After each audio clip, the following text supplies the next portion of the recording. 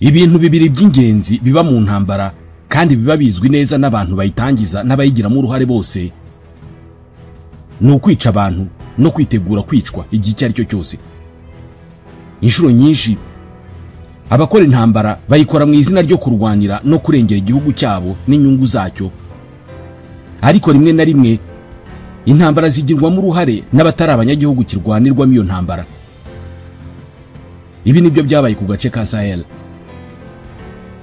Ni agace kari mu majyepfo y'ubutayu bwa Sahara gaherereyemo ibihugu bya Burkina Faso, Cameroun, Chad, Gambia, Guinée Équatoriale, Mauritania, Mali, Niger, Nigeria ndetse na Senegal. Mu 1945 intambara ya kabiri y'isi yararangiye. Iyi ntambara yarangiye n'ubundi Ubufaransa ari igihugu cy'igihangange, cyari gifite ibindi bihugu byinshi gikoronije cyane cyane ku mugabane wa Afurika. Gusa ibingibi ntabwo byari bigiye gutinda kurangira, kubera ko mu 1960 koloni zose z'Ubufaransa zari zamaze kubona ubwigenge. Ibi bihugu byarigenze, ariko Ubufaransa bukomeza guhangayikishwa n'uburyo buzagumana ijambo ndetse n'ububasha kuri Afurika. Ku ruhande rumwe Ubufaransa bwashakaga ibingibi kugira ngo nyine bugire ijambo ku ruhando mpuzamahanga, kubera ko kugira ijambo ku bindi bihugu ni ikimenyetso cy'ukuri igihangange. Ariko ku rundi ruhande byari no mu rwego rw'intambara y'ubutita, kubera ko iyi ntambara yaranzwe n'uko ibihugu byagiye byigarurira ibindi bigamije guhanganisha amatwara yariho icyo gihe ya kapitalisme na communisme. Ubufaransa nk'igihugu cyo mu burengerazuba bw'isi cyagize uruhare mu kurwanya mu buryo bwose bushoboka amatwara y'abasosiyaliste y'abarusi icyo gihe cyangwa se abasoviete. Ubufaransa kugira ngo butava muri Afurika gutyo gusa, bwasinyanye amasezerano menshi n'ibihugu bwahoze bukolonije. Yari amasezerano y'imikoranire mu by'ubukungu, ishoramari, ariko cyane cyane mu bya gisirikare. Yari amasezerano Ubufaransa bwazanye kugira ngo bugumane ubutegetsi n'ububasha ku bihugu bwari bwarahoze bukolonije. Uko niko hanavutse ifaranga ryitwa CFA, Franc de la Communauté Financière Africaine, yemeye gukoreshwa n'ibihugu byahoze bikolonijwe n'Ubufaransa kandi bikanemera kwakira ibigo by'ubucuruzi by'Abafaransa ngo bari byo bakorana nabyo. Ubufaransa kandi bwagumishije ingabo zabwo muri ibyo bihugu bwahoze bukolonije. Aha ni naho havutse amagambo nka France Afrique ndetse n'amagambo agaragaza ko Ubufaransa ari umujandarume wa Afurika. Ibi by'ubujandarume bwa Afurika byaherewe ku ruhare iki gihugu cy'Ubufaransa cyagiye kigira mu bikorwa byo guhirika abategetsi batari bashyigikiye Ubufaransa ndetse no gushyiraho abari bashyigikiye ibikorwa by'Ubufaransa muri Afurika. Hano wanavugamo ingero zitandukanye. Mu 1959 n'1960 inzego z'ubutasi z'Ubufaransa zagerageje guhirika ubutegetsi bwa Sékou Touré muri Guinée Conakry, kubera ko yari yanze gukomeza gukorana n'Ubufaransa nyuma y'ubwigenge. Iyi kudeta yaburijwemo. Mu 1964 ibikorwa byo kugerageza gusubiza ku butegetsi President Léon Mba muri Gabon byakozwe n'Ubufaransa, ariko nyuma buza kumusimbuza Omar Bongo kubera ko yari ashyigikiye Ubufaransa. Uyu yagumye ku butegetsi mu gihe cy'imyaka 41 kugeza apfuye. Yasimbuwe n'umuhungu we Ali Bongo nawe wirukanywe ku butegetsi ejo bundi mu 2023 bigizwe mu ruhare n'Ubufaransa nabwo. Uyu yari amaze imyaka 13 ku butegetsi.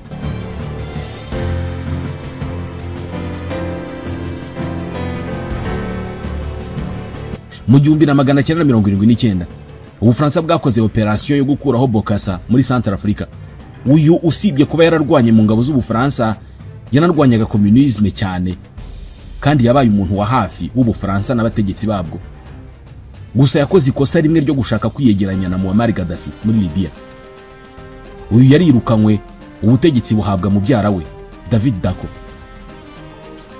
Ibikorwa nk'ibi byarakomeje, ariko mu 1991 ubwo Leta Zunze Ubumwe z'Abasoviete zahirimaga, ibikorwa by'Abafaransa byo kurinda ko communisme ikomeza gukwira muri Afurika byahise bitakaza agaciro.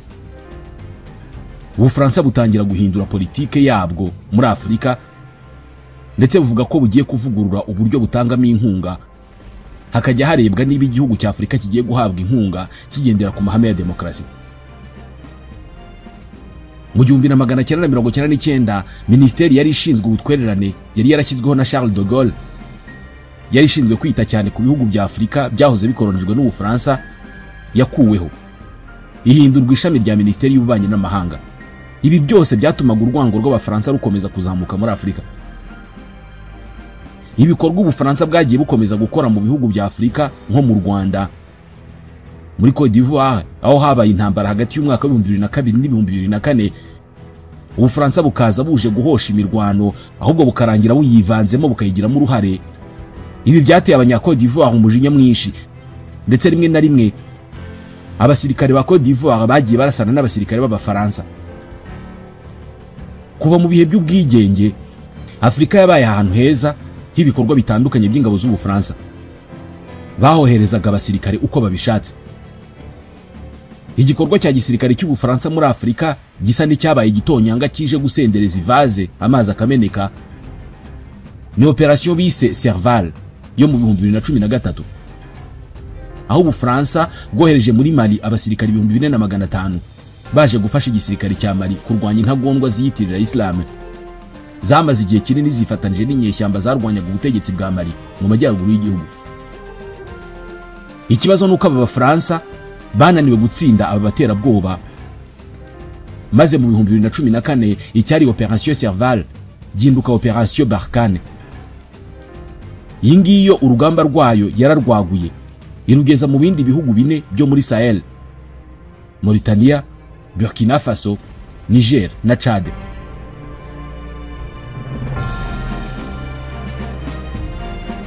Nubwo Ubufaransa bwishimiye ko bwisha abayobozi benshi b'abaterabwoba muri iki gihe, ariko ibikorwa by'iterabwoba byo byarakomeje.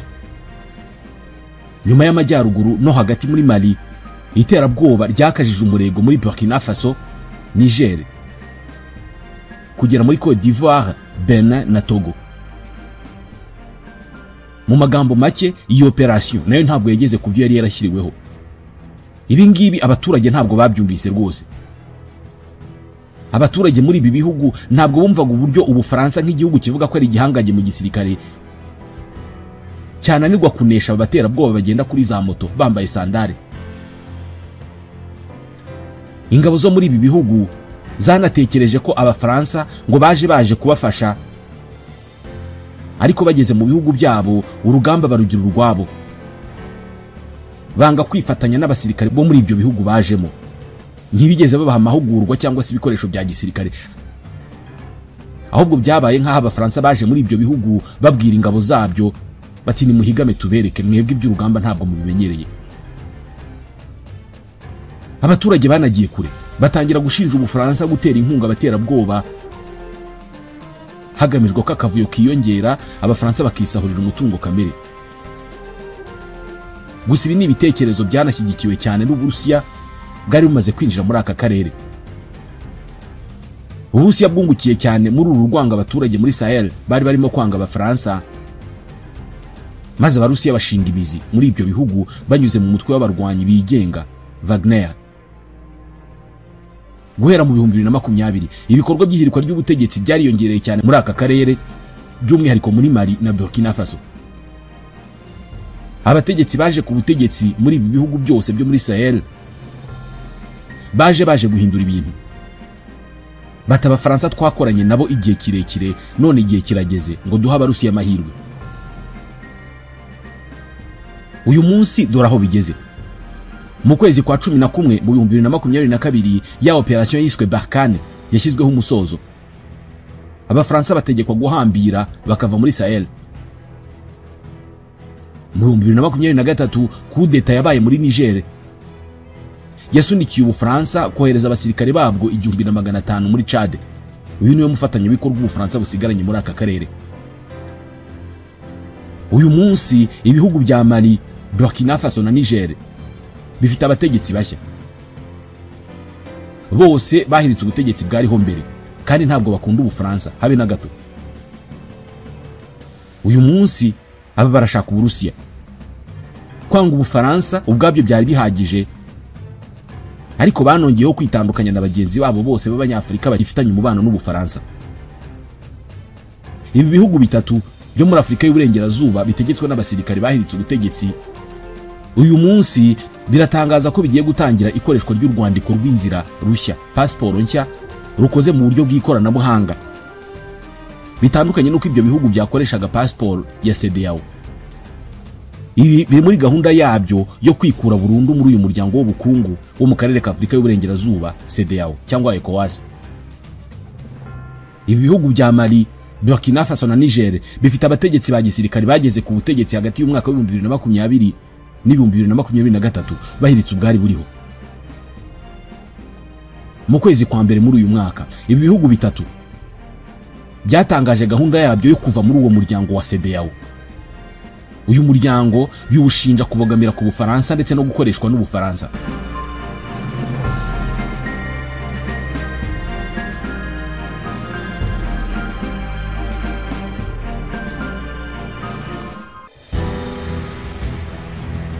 Ubwo ubutegetsi bwa gisirikare bwahirikwaga muri ibyo bihugu bitatu, ibihugu byo muri Afurika y'Uburengerazuba byafatiye ibihano aba basirikare bahiritse ubutegetsi bwari busanzweho mu bihugu byabo. Byari ibihano bigamije guhatira aba bategetsi gusubizaho byihuse ubutegetsi bwa gisivile. Gusa ibi bihugu bitatu ubu ngubu biri mu muryango mushya byise AES, Alliance des États du Sahel. Kugeza ubu byanze ibi ngibi byifuzwa na CEDEAO, ahubwo ni ibihugu byahisemo gushimangira uwo muryango wabyo. Mu ijambo yavugiye kuri televiziyo ku cyumweru mu ijoro, Colonel Assimi Goïta ukuriye itsinda ry'abasirikare riri ku butegetsi muri Mali ati mu minsi iri imbere pasiporo nshya yo mu ikoranabuhanga cyangwa se passport biometrique y'ihuriro ryacu izatangira gukoreshwa hagamijwe guhuza inyandiko z'inzira mu karere duhuriyemo, akarere kacu. Colonel Goïta, perezida w'agateganyo w'umuryango cyangwa se iri huriro rya AES, yabivuze umunsi umwe mbere y'uko leta za gisirikare zo muri ibyo bihugu zizihiza isabukuru y'umwaka umwe ushize zifashe icyemezo cyo gukora ihuriro ryazo bwite. Yavuze ko barimo no guteganya gutangiza service ihuriweho izateza imbere uburyo buhuriweho bwo gutangaza amakuru muri izi leta eshatu. Mbere, Burkina Faso yari yahishuye icyemezo cyayo cyo gutangiza urwandiko rw'inzira rushya rwo mu ikoranabuhanga rutariho ikirango cya CEDEAO. Ntabwo birasobanuka ingaruka izi pasiporo nshya zizagira ku baturage b'ibyo bihugu mu ngendo zabo mu bindi bihugu byo muri CEDEAO. Bari bemerewe kugenda muri ibyo bihugu nta visa kubera kugira pasiporo y'akarere y'uyu muryango w'ibihugu 15. Mu kwezi kwa karindwi muri uyu mwaka, abakuru b'utu dutsiko twa gisirikare turi ku butegetsi muri ibyo bihugu bitatu bavuze ko bateye umugongo CEDEAO mu buryo budasubirwaho.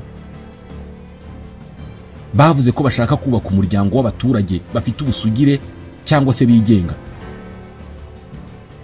ukaba umuryango ushingiye ku ndangagaciro za kinyafurika zitandukanye cyane n'igenzurwa ry'ibihugu bikomeye byo mu mahanga. Iri tangazo rishya risohotse mu gihe CEDEAO iri mu muhate wo gutuma ibyo bihugu bitatu byo mu karere ka Sahel bisubira muri uwo muryango. CEDEAO iherutse kuburira ko ishyirwaho ry'uyu muryango witandukanyije nayo ngo riteje ibyago byo gucikamo ibice kw'akarere n'umutekano karushaho kuba muke. Ibyo bihugu bitatu byashinze uyu muryango w'ibihugu byo muri Sahel mu mwaka ushize mu rwego rwo guteza imbere ubufatanye bwa gisirikare.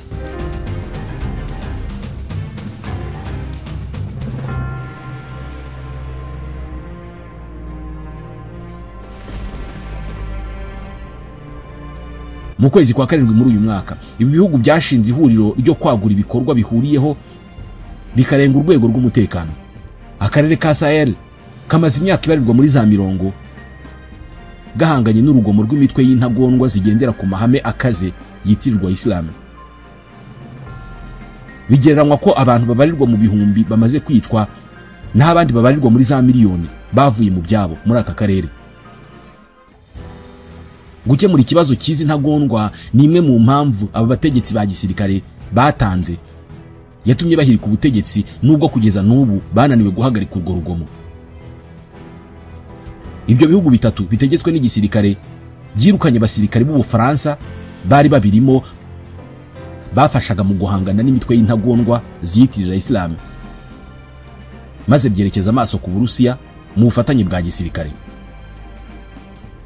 Hatajemo guca ku ruhande, Uburusiya buri kwibere muri ibi bihugu. Abategetsi b'ibi bihugu ntabwo batinya kuvuga ku mugaragaro ko Abarusiya ari abafatanyabikorwa beza batandukanye cyane n'indyarya z'Abanyaburayi. Ubufaransa bwaba bugifite ahazaza ku mugabane wa Afurika?